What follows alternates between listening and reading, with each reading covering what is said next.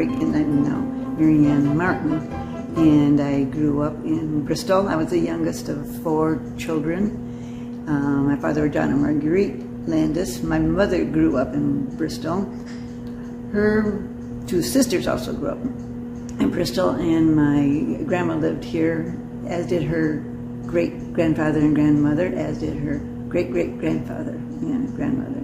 So I've got a long history in Bristol, family-wise. One more thing I'll say about growing up in Bristol that sort of breaks my heart. I walk a lot, so when I'm walking around, I look at some of the houses, and I remember who lived in them when I was growing up. And gosh, when I was growing up, we had like 3 grocery stores and 2 hardware stores and 4 filling stations and a dime store that had everything in it. But I think one of the very few things that was there when I was growing up that's still there is the Redbird. I'm glad the Redbird's still there because it's got a lot of history that goes with it too.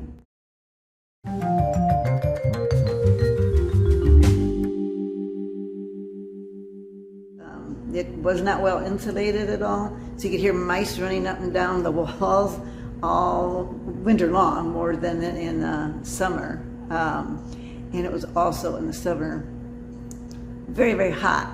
Now I had the bedroom just off of the attic, so how I would cure that was I'd go out in the attic, which was much hotter than the rest of the house. So when I went back into my bedroom, then it seemed a little cooler.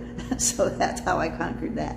And of course, had those old-fashioned oscillating fans in the summer nights.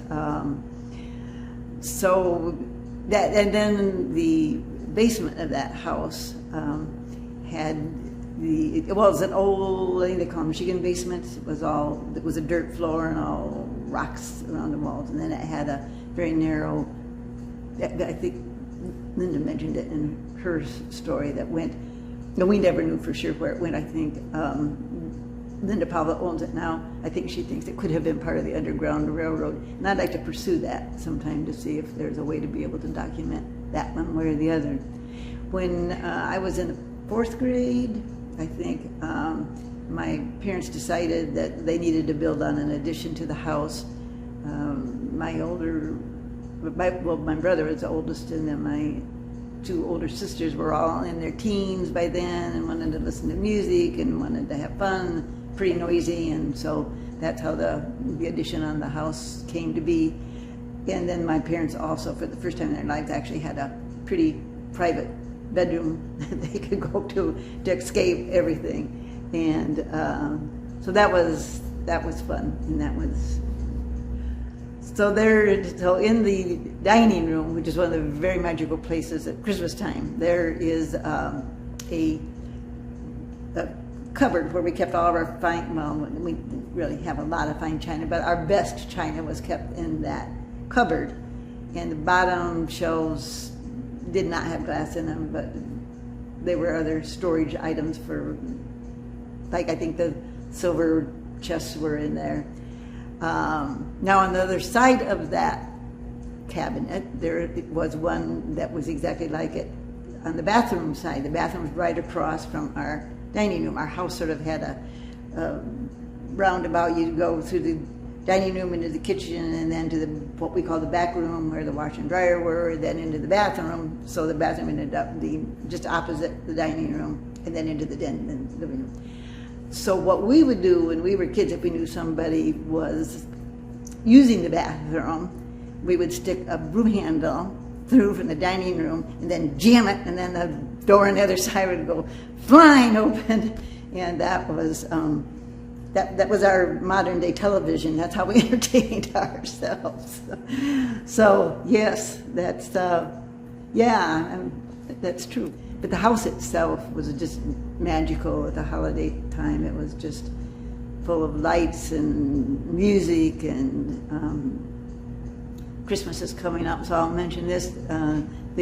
At Christmas time, all my relatives, I mentioned earlier that my 2 aunts had grown up in Bristol as well, and one aunt lived in Elkhart, and she and her husband, Bob, Gene and Bob Kennedy, Bob also grew up in Bristol, sort of a legendary basketball player here, and they had 4 kids, and they'd all come every year. And my mom and dad both played piano, and they'd play the piano, and we'd sing Christmas carols. So it wasn't anything about, I don't even think we gave gifts to each other. We just all gathered and ate and sang and laughed, and it was just magical. And sometimes my mom's other sister, who had moved to West Lafayette, she and her husband and kids would come up too, and that was just very, very special. And when we were all there together, we'd usually, if the weather was decent at all, just walk up and down the streets of Bristol, telling stories and laughing and having fun.